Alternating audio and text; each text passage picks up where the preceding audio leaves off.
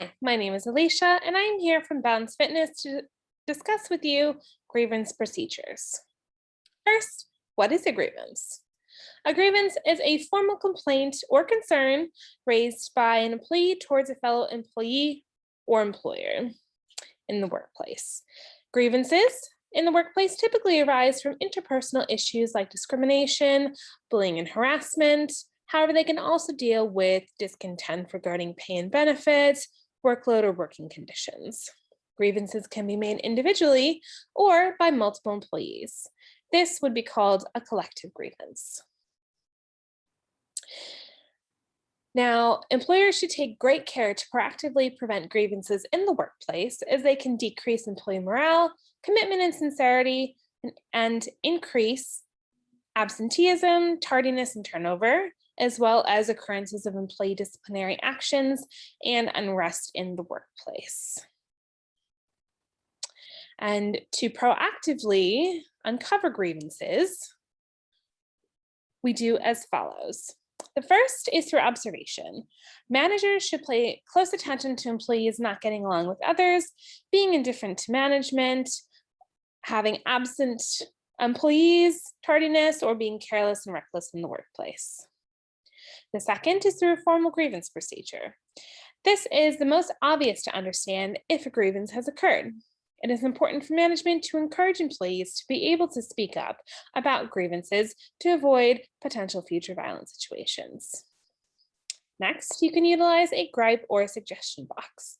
This is an anonymous box where employees are able to write complaints in a way to uncover grievances where employees do not necessarily feel comfortable formally identifying through the formal grievance process. The fourth way to uncover grievances is by having an open door policy. This creates an environment where employees feel comfortable verbalizing any issues that they're experiencing at work, so you can assist your employee in resolving them. Next, you could also conduct exit interviews, which are a fantastic way to uncover any grievances that were not formally lodged prior to an employee leaving the workplace, as quite often employees leave either due to dissatisfaction or having better prospects elsewhere, and are usually much more candid with feedback when leaving an employer. Lastly, periodic employee surveys are a great way to uncover any discontent in the workplace and provide employees an opportunity to air grievances anonymously, just like with the suggestion box. Having these surveys analyzed to recognize trends in employee satisfaction or dissatisfaction is a great way to proactively recognize grievances. Now, the grievance procedure is 6 steps. Now, I'd like to note that prior to submitting a grievance, an employee should, where appropriate, make a genuine and reasonable attempt to resolve the issue as early and informally as possible. If this fails, employees should follow the following steps. Step 1, make a formal written complaint. This can be either online or through paper in a form to be given to HR. If you verbalize your complaint to HR, they will create a formal document for you. Be specific as possible, include as much information like names, dates as you can, because this will be very, very important in terms of the investigation. Step 2, once the grievance is filed, a formal investigation begins. This can vary. It can be as simple as for an inaccurate paycheck. Then we would HR would consult with payroll to discover and look at timesheets.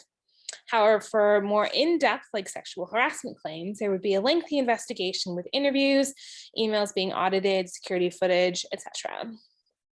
Employees are all entitled to have a support person present to attend grievance meetings for them. Step 3, the investigator writes in conclusion. The result of the investigation could be black and white, or could be in the gray area, and conclusion may not be what the complainant expected. Step 4, a mediator is called in.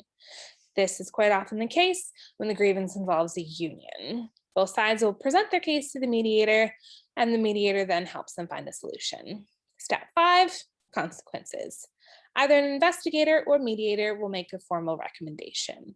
And step 6, If an employee is not satisfied, an employee can bring their grievance to the court, provided there is no contract prohibiting a court case. I hope this has all been very informative for you. Please feel free to reach out to HR if you have any further questions. Thank you.